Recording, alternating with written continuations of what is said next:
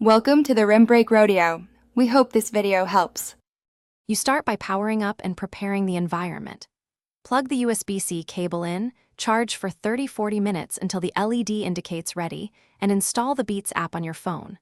Once done, enable Bluetooth on your device and keep the phone within 3 meters.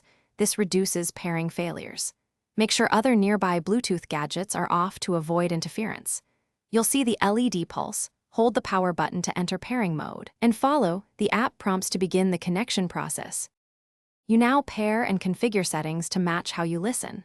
After the LED pulses, choose Beats Studio Pro in your device's Bluetooth list and accept any pairing prompts.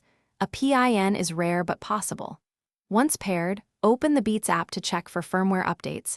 Install them to improve stability and performance. Make adjustments.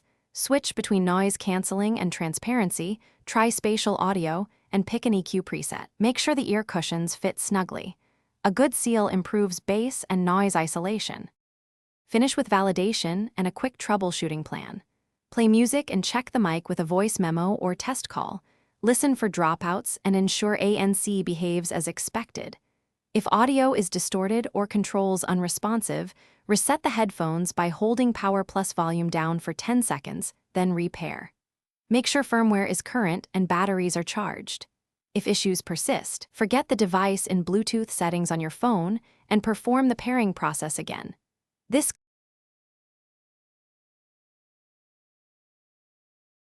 Thanks for watching.